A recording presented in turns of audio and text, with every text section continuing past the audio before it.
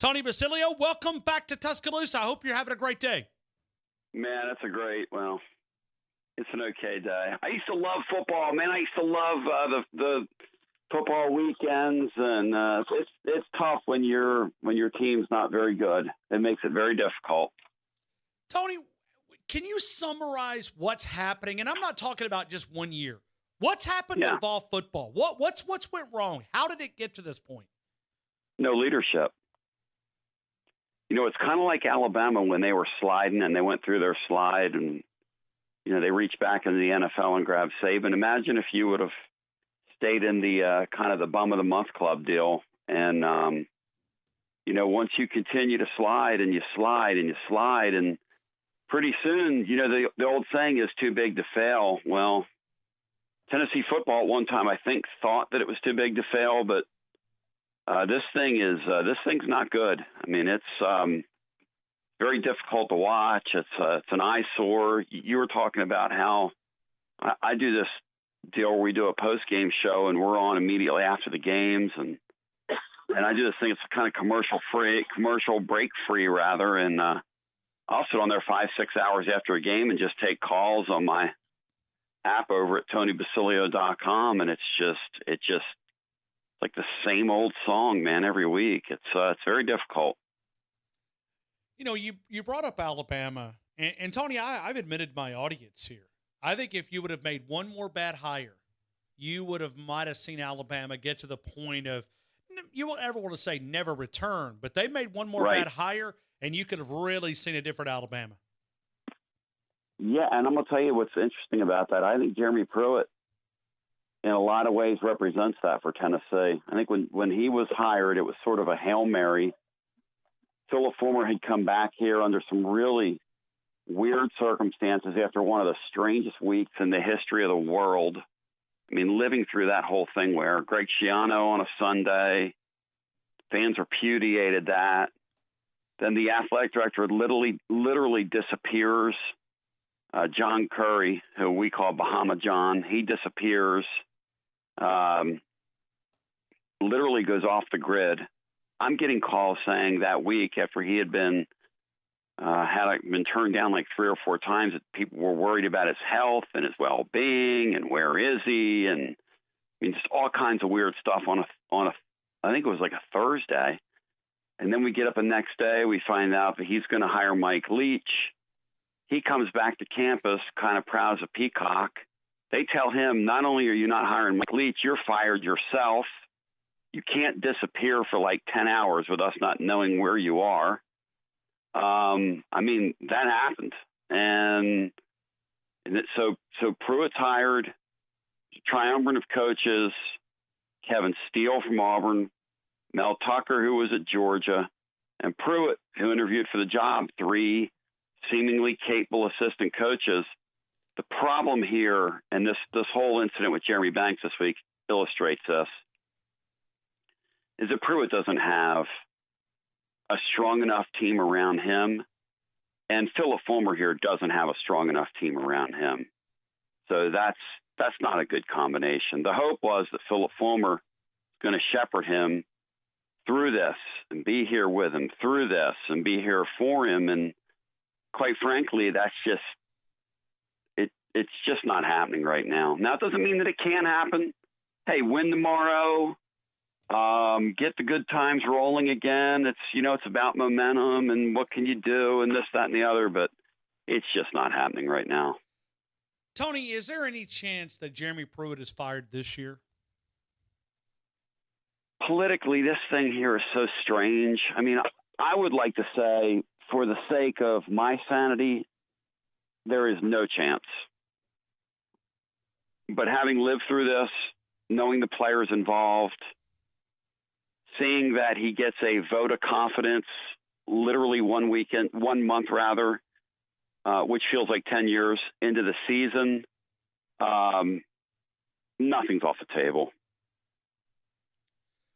When you look at the fans, because you are, as I read your Twitter account, you say you're the official voice the Tennessee, the official voice of the common fan, weekdays on 99.7. Yeah. It's one of the things that I do. I say I'm the voice of the fan here. I don't say because it's a different connection. And I think sports radio guys that do it, we are the you let the common fan have a voice. And I listen to the Fifth Quarter show a lot, and you listen to the fans, and you guys are going through a pretty tough time. It does remind me of the early 2000s here in Tuscaloosa. What's the confidence from the fans? Do they believe in Jeremy Pruitt still? Boy, it's a great question. That's really an incredible question. I don't know how to answer that. Some do. Some don't. It's kind of incredible, right, that you could lose any portion of your fan base 16 games into your run as a head coach. Not a good sign. Pruitt's problem, and it's a problem with any coach when you're rebuilding, get in that second season and people want to see a little bit of progress. Well, when you start out with an absolutely listless, brutal season opening loss to Georgia State, and then you compound that with a loss to BYU where your position, the secondary, has a bust late, which allows them to get off the mat and beat you. And then the only win this team has so far is 1AA Tennessee Chattanooga, which now calls itself Chattanooga. Last time this team took the field, they looked absolutely dead to the world at Florida. Just didn't even look like they got off the bus in that game. And we all knew this thing was going to be a rebuilding job, but yeah, I think he's lost some fans. Well, Tony, and this is wishful thinking, but if because we're watching a coordinator here that I think we're going through some growing pains here. We had a chance to build a lot of respect for Jeremy Pruitt on the defensive side of the football. I mean, if he's fired, and this might give a vote of confidence there for the Tennessee fans, I mean, I think it'd be 24 hours, and I think he'd be back in Tuscaloosa. We'd find a way to put him on the staff because Alabama's been trending down on that side of the football since he left. You know, I believe that. And I guess the thing about a job like this, though, you look at Jeremy Pruitt's life, right, as a coach. Hoover High School, you're dealing with the best on your level. Florida State, you're dealing with great athletes that can, kind of run like the wind, and 4- and 5-star players all over the place. Georgia, when he was there, very good players, winning double-digit games a year. And, of course, Alabama, top of the mountain. You almost, what you didn't know is, what can you do with 3-star guys? Because invariably, to win at this job right now, you got to take 3-star guys and make them play like 4-star guys. You got to take your low 4s and turn them into 5s. Look, I have no doubt Jeremy Pruitt can coach football, but the other thing is wearing that big hat. Like, I've had some former players tell me this that are kind of concerned about him, and they say, it's one thing to be a coordinator. It's another thing to be the CEO. And I'm really rooting for him. You started on the outset talking about how you guys are rooting for him. I think he's a genuinely pretty good guy. And I think he genuinely cares about people. And I don't know. I just think this early into his term here, he's generally in trouble job-wise. I'm not saying he's going to get fired this year, but, if there are storm clouds over the horizon, it looks like it's going to rain. It's just a matter of when. We're talking to Tony Basilio from Knoxville, but I look at Jeremy Pruitt, for him, his first head coaching job, high school, college. I mean, this is it. That's a rough place to start that already had problems before he showed up. And you kind of hand this to a guy that's never had those reins and doesn't have, Nick Saban over his back shoulder, doesn't have anybody to depend on. That's a tough job to walk into. It might be the hardest job right now going, simply because the damage that was done to the brand before he got here. And, I'd said this to you on the outset. You had that really interesting point about Nick Saban, if he comes in there and he's not the guy. And all of a sudden that thing gets kicked down the road a few years. Hey, here's the deal with Tennessee. You try to comprehend this now, okay? Haven't won an SEC championship since '98. That's 21 years. Has not played in the SEC championship game in going on 12 years. That seems damn impossible, but it's reality. Lost to Vanderbilt 5 of the last 7 years. I mean, I don't know. Does it get any worse? Opened the season this year with a loss to Georgia State, and is now staring down the barrel after tomorrow of a 1-4 start with a very rugged, including the Crimson Tide in it, October. Wow, it's pretty tough. All right. So, and I look at the second tradition-rich program. If I'm not mistaken, it's just going off memory. Tennessee has 13 SEC championships. Am I right? 14, 13? Yeah, that is correct. It's the second tradition. Yeah, I would say that's correct. Yeah. So, but let me also go back. Let me give you this a little bit of hopes, okay? I mean, we're talking about Sure. Nick Saban when he come to the University of Alabama. One day, I hope he chooses to tell these stories. But even I heard rumors he was having a hard time. We're talking about Nick Saban coming in 2007. It's hard to reverse the course that, you know, when you talk about trending downhill, even a guy like Nick Saban walks into Alabama and has a sense of frustration and probably even some questions going through his mind. Could he really turn it around? Now, he did, but that first year, it was rough. And it was rough on Nick Saban. And there was doubts, was he going to be able to get this thing flipped around? I'm not saying Jeremy Pruitt's Nick Saban, but I'm just saying that even Nick Saban had trouble flipping the course. Oh, yeah. And look, there are no magical solutions if you don't have talent. And Saban showed that. You know, the thing that Saban did that I wish Pruitt would do here is he went after a bunch of junior college guys and tried to buttress his roster quickly. You know, the Mount Codys of the world and those kinds of people. Look, we're not going to lose anymore. We're going to get some people in here that are big, strong, fast, athletic, what have you.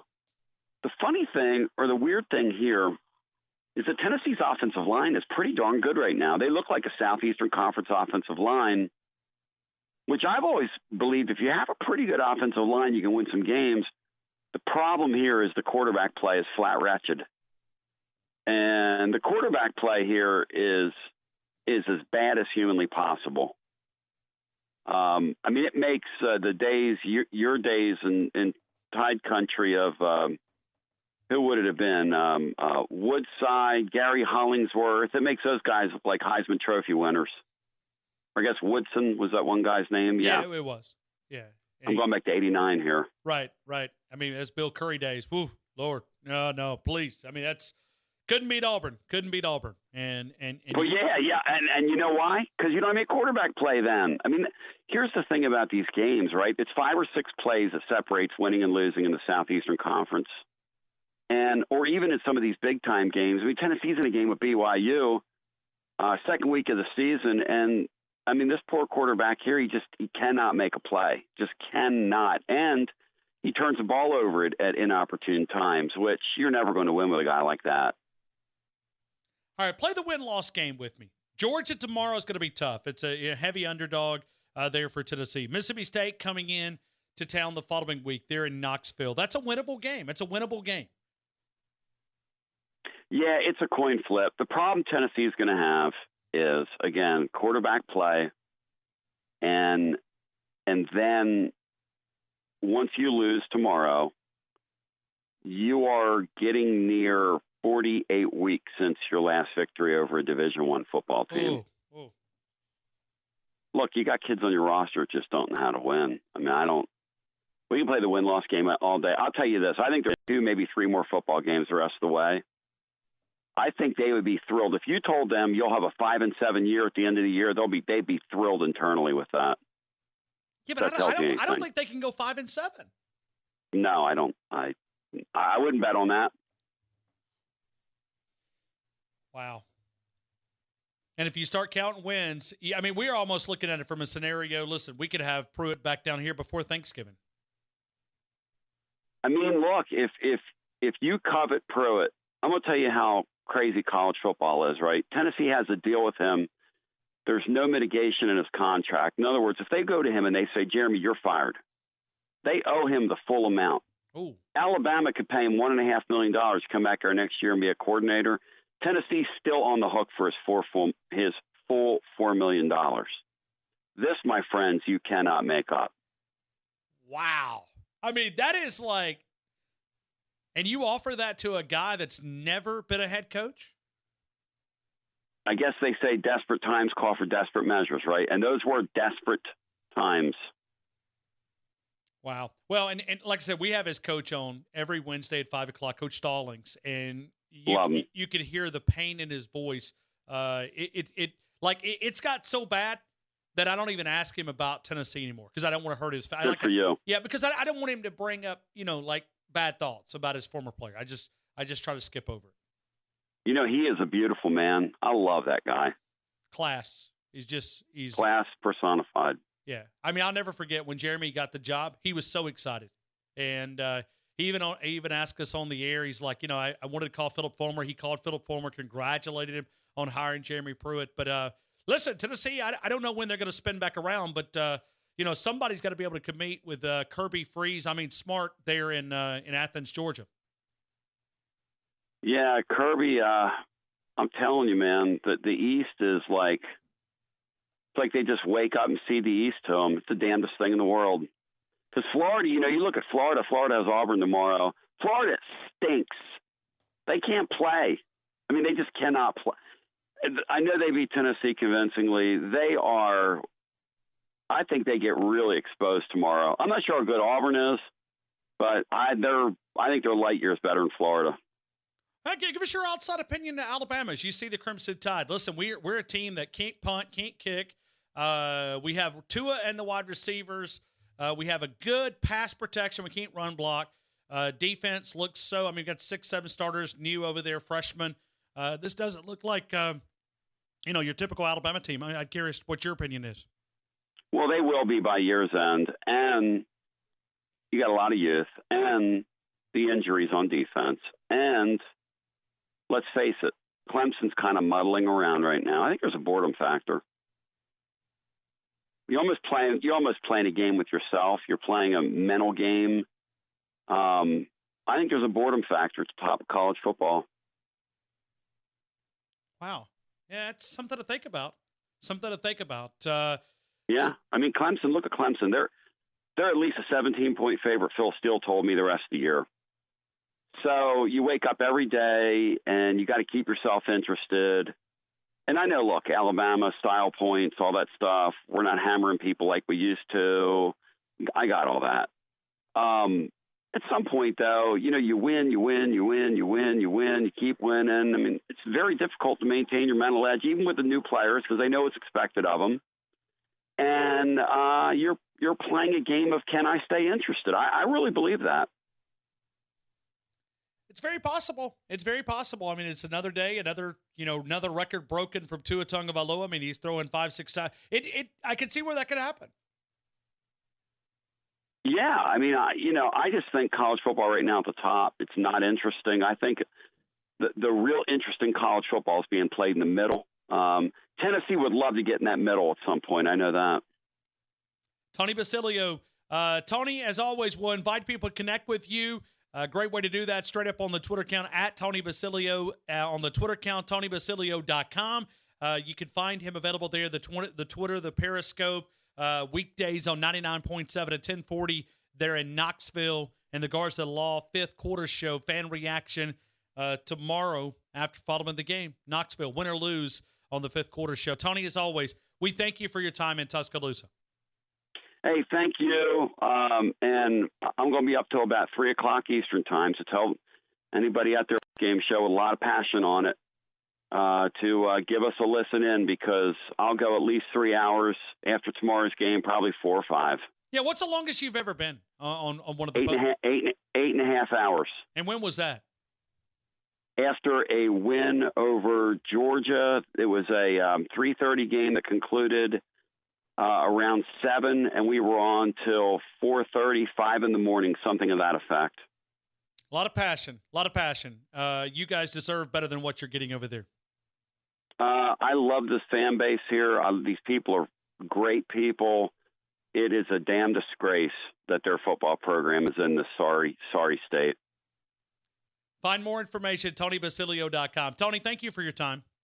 Hey, thanks. Have a great day. Yeah, Tony Basilio helping us out, and it is fun to listen to. And it's not just taking an enjoyment in their misery, but if you listen to their fans, their fans do deserve. I mean, they've supported that program. I don't think you're going to get any empathy cards from Tennessee or from Tuscaloosa to Tennessee fans, but that program does deserve more than what they're getting. I mean, 1 or 2 wins. I mean, we're talking about a program that's sunk to this level. Eesh. Tony Basilio helping us out there, the Fifth Quarter Show.